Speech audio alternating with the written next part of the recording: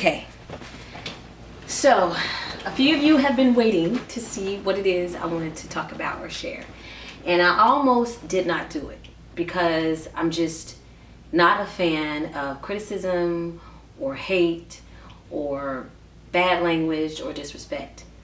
And I was battling. I was like, God, you sure? You sure? Like, I don't want to do this. Like, people, that they're so judgmental and so weird. And then I got a sign.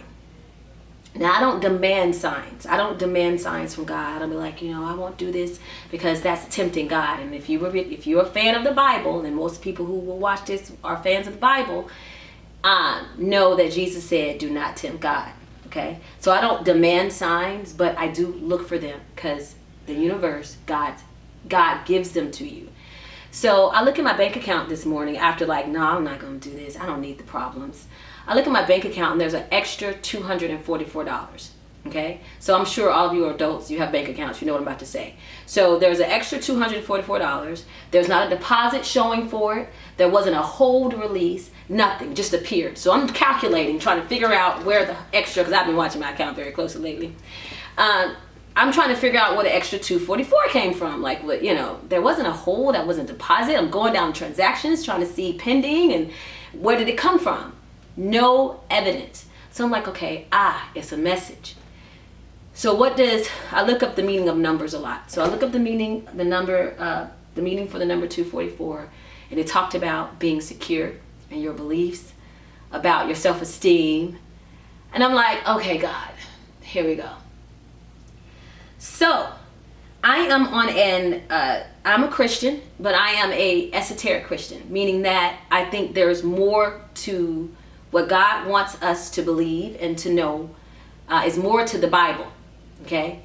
When he said study yourself to show, I think approve or something like that, he meant more than the Bible. He means study him, get to know him, get to know, everything. And as far as the Bible, I don't know if many of you know, a lot of the books of the Bible were taken out.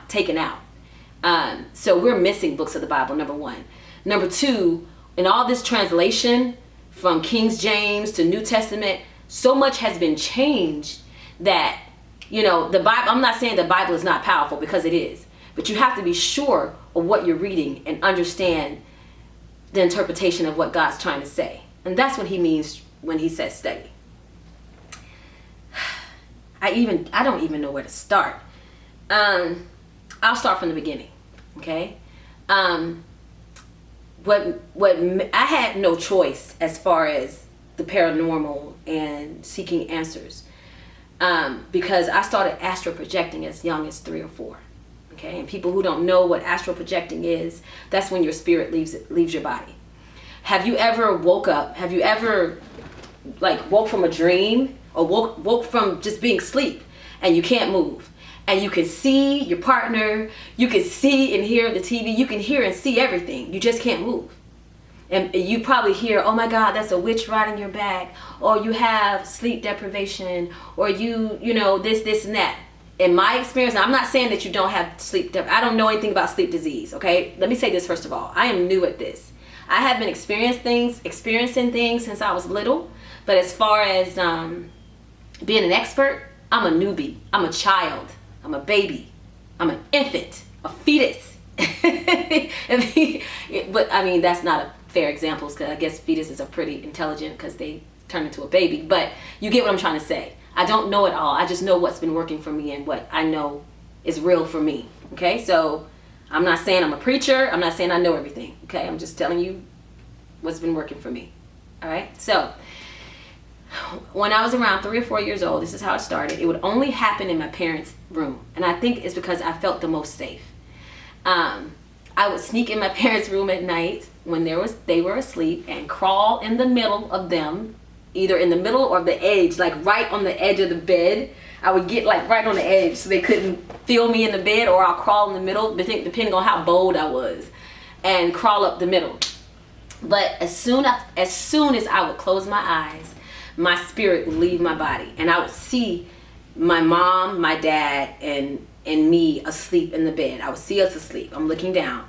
Then I would see the roof of our house. And now at 3 or 4, I think my first airplane ride I was 21, 22, but I knew how an airplane view looked of a neighborhood before I was even in an airplane.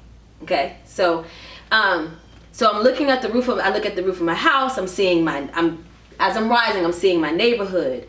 I'm seeing everything from a bird's eye view until I am somewhere else. And I can't remember specifics. I remember that it was beautiful and that other kids were there and we played and we were happy and it was sunny and it was safe.